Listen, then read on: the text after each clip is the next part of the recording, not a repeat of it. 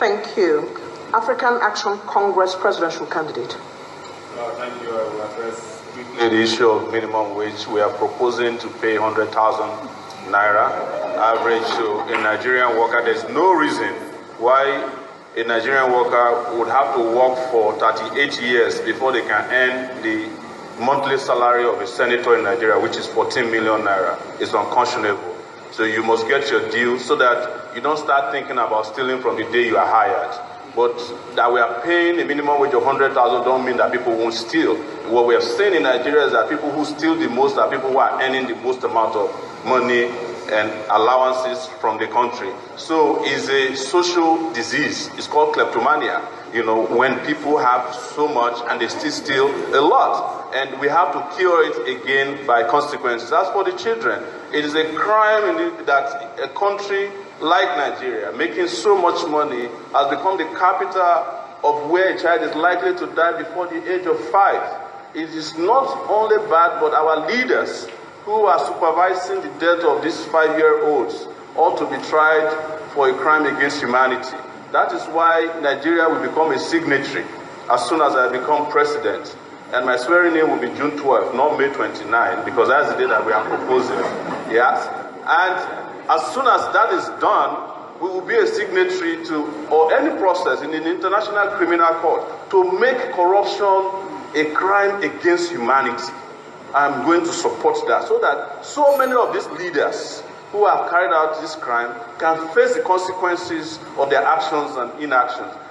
Finally, regarding what we need to do, we'll invest in kids. We have to invest in these kids, in terms of prenatal, neonatal, and antenatal care.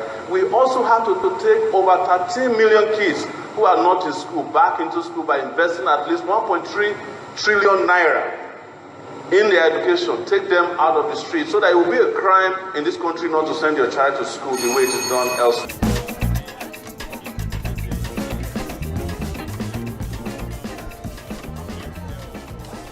Mr. President, there has been a lot of speculation around your health. And the concern is that if you come and win a second term of office, whether you will be healthy enough to run. Are you okay?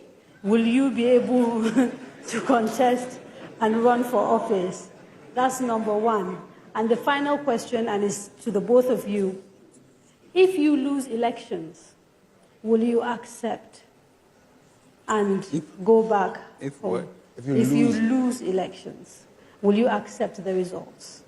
Well, that sounds like if impossible. I think we have made our case, and I hope you will have time to watch my visits to Bauchi, to Kogi, and try and watch the other visits to the states, and then see whether I'm fit or not.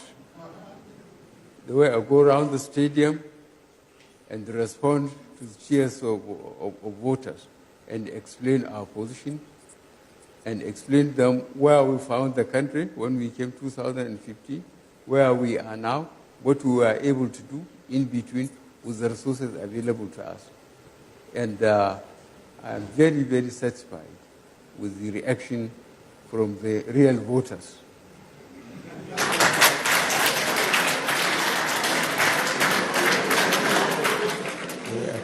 But still, if something happens and you lose elections, will you accept the results?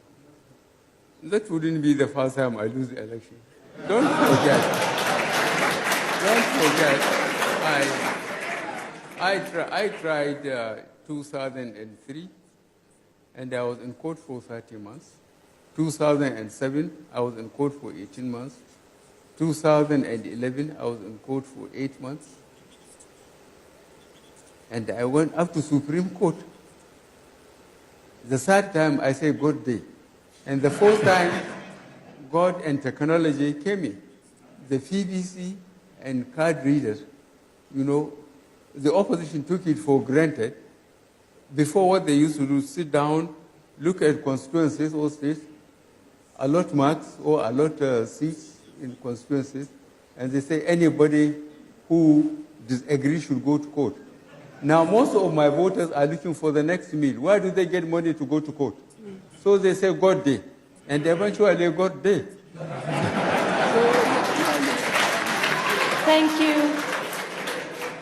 Thank you very much, Mr. President. Thank you very much, Mr. Vice President.